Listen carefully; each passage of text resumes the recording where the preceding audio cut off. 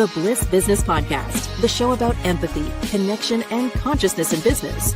Today's episode is brought to you by Zero Company, your paid search, social media, and programmatic ad experts. Welcome back to the Bliss Business Podcast. I'm Tullio Siragusa.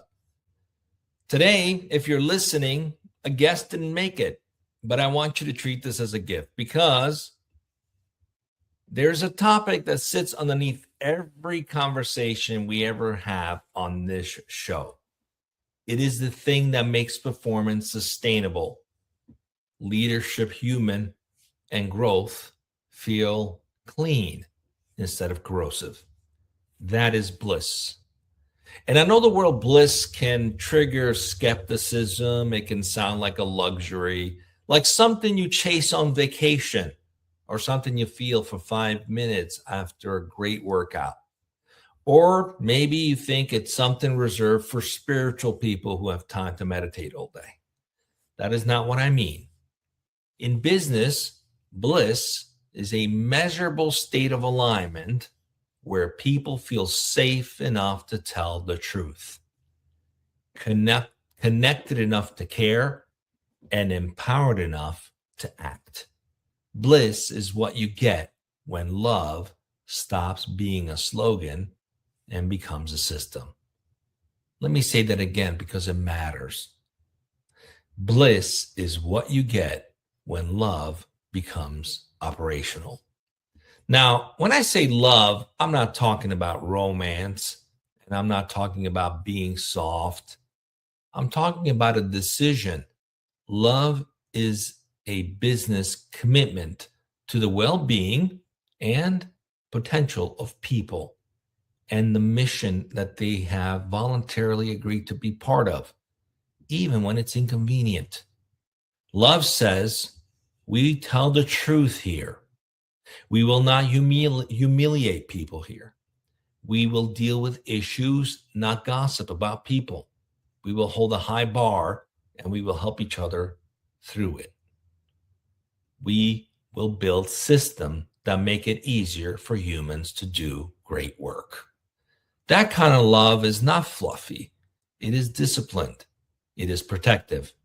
And it is strategic. And right now, it is urgent. It is needed more than ever. Because we're living in a moment where speed is accelerating and complexity is rising. AI is changing workflows, expectations, and competition.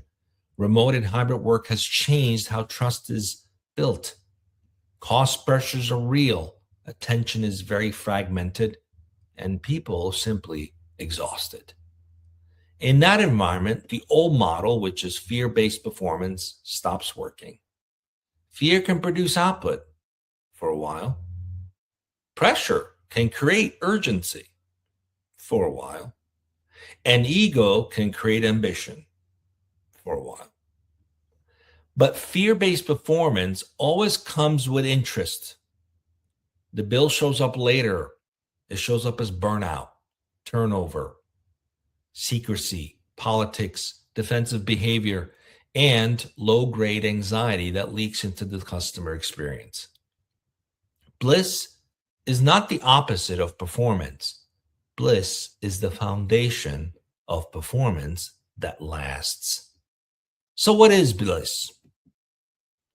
Bliss is when organizations are aligned internally, not just in strategy deck, but in behavior. It is when people do not need to protect themselves from each other. It is when they can disagree without fear. It is when they can admit uncertainty without losing status. It is when they can ask for help without being judged.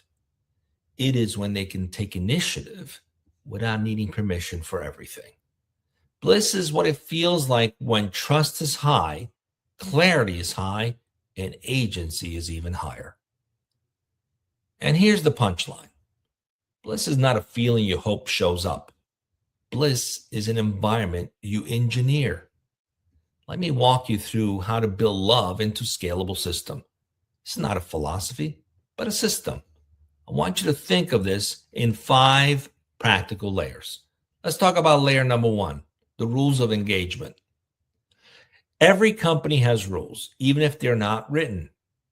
They show up as who gets listened to, who gets promoted, what happens when someone fails, how conflicts are handled, and whether people feel safe telling the truth. If you want bliss, you have to codify a few non-negotiable and then enforce them consistently.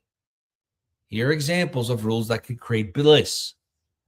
We address issues directly, not through triangulation.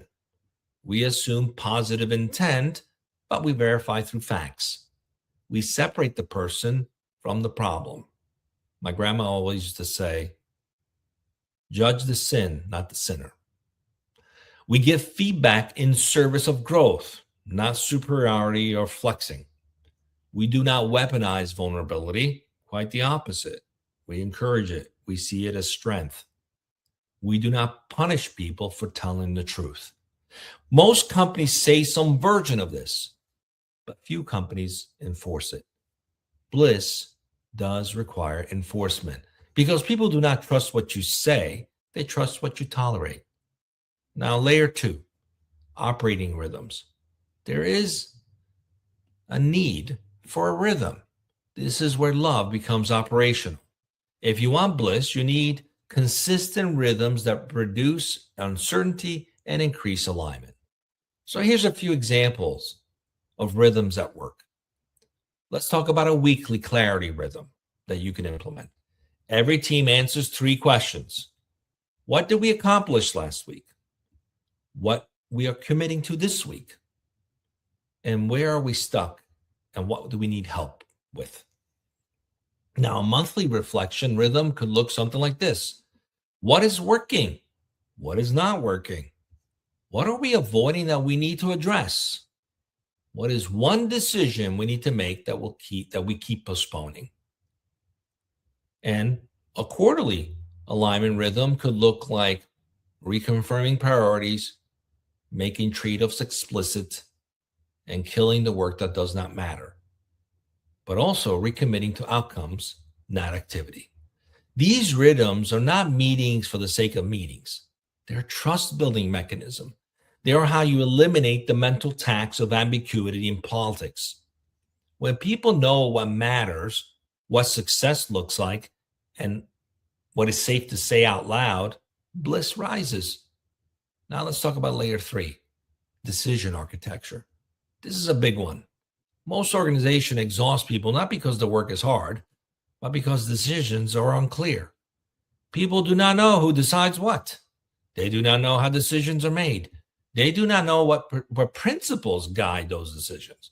So they hedge, they wait, they lobby, and they protect themselves.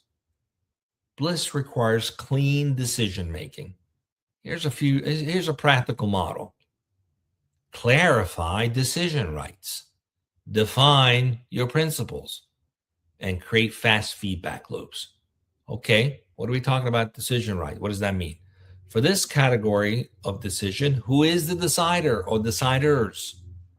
Who must be consulted before these decisions are made? And who must be informed? When it comes to principles, what that means is we have a few simple filters that guide trade-offs like customer trust over short-term revenue, long-term brand over short-term optics, simplicity over complexity, learning speed over perfection.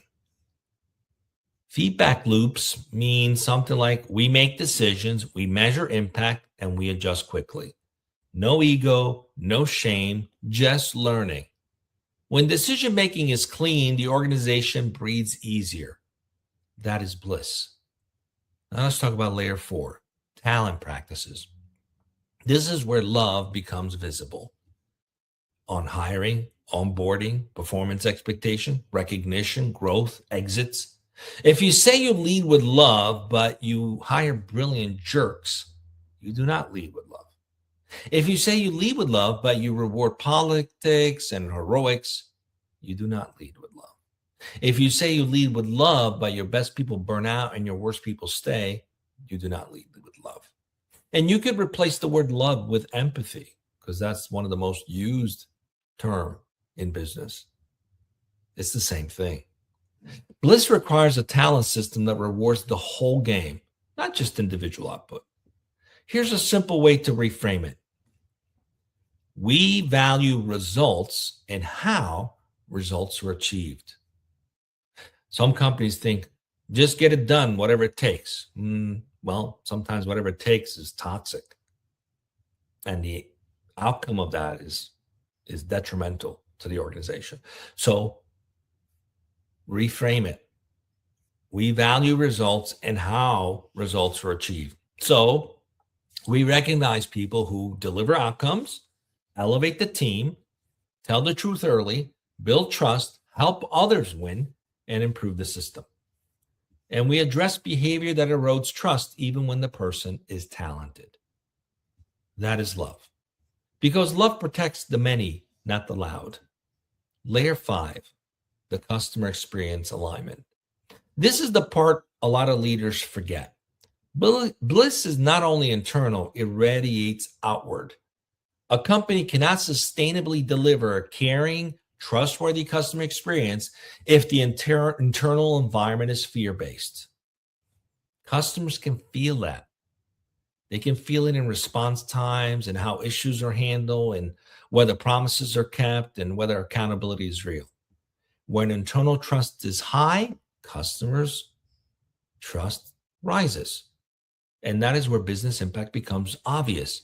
So what business impact should you expect if you build Bliss as a system? I'll give you some practical ideas. First, faster execution. When people trust each other, they stop over-explaining, over-documenting, and over-politicking. Work moves faster. Second, Bliss will lead to better decisions. Truth travels faster. Bad news is reported earlier. Leaders are not operating with filtered information. Third, you'll gain higher retention and lower recruiting costs. People stay where they feel respected and safe to grow. They leave where they feel used, unseen, or constantly anxious. And fourth, higher customer loyalty. When teams are stable and aligned, customers feel consistency, and consistency is trust. And fifth, you're going to have a scalable culture. This one's huge because Bliss is what makes growth feel clean. When love is embedded in systems, the companies do not rely on one charismatic leader to keep the culture alive. The culture reproduces itself. And now, let me bring this back to why it matters more than ever today. We're entering an era where AI can do more tasks that used to be knowledge work.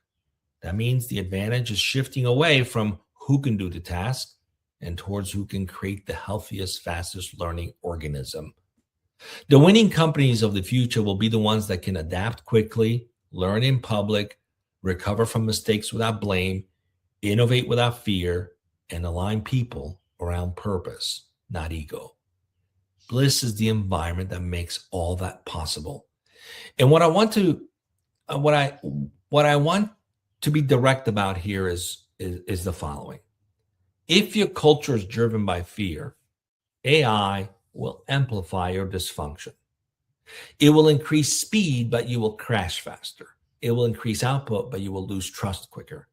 It will automate work, but it will not fix the human system. If your culture is driven by love, AI will amplify your potential because your people will use the time saved to create, to innovate, to connect, to improve the customer experience, and to build community, to build new values. So if you want a practical place to start, here are 3 moves you can make this week. Move number 1, run a truth audit. Ask your team anonymously or in a safe forum, what are we pretending not to know? What conversations are we avoiding? Where do we keep paying the same price over and over? Those are hard conversations to have. But that's your move, number 1, to do a truth audit. Then commit to addressing these one by one. Address one of these truths within 2 weeks. That's how you build momentum. Now, move number 2, Codify 3 rules of engagement and enforcement. Pick 3 behaviors you will protect at all costs, like we address issues directly. We do not blame. We do not punish people for sharing bad news. And then enforce them consistently. Bliss comes from consistency. Finally, move number 3. Create one operating rhythm that reduces chaos. Perhaps it's a weekly clarity check-in, or monthly retrospective, or quarterly priority reset. Pick one and make it sacred. Because most burnout is not caused by work. It is caused by confusion, misalignment, and emotional friction. When you reduce emotional friction, people get their energy back. When they get their energy back, performance rises. When performance rises without fear, bliss becomes real. That is the system. And if you're listening and you lead a team, here's the invitation. Do not wait until your culture breaks to rebuild it. Do not wait until turnover forces you to care. Do not wait until customers feel the impact. Build love into the system now. Make bliss a strategy, not an accident, because bliss is not a nice to have. It is the most undervalued competitive advantage in modern business. Thanks for spending time with me today. If this resonates, share it with someone who leads people, someone who's building a company, and someone who's tired of the old model and ready for a better one. And as always, keep building a business that performs without losing its soul. Thanks for listening to the Bliss Business Podcast. See you next time.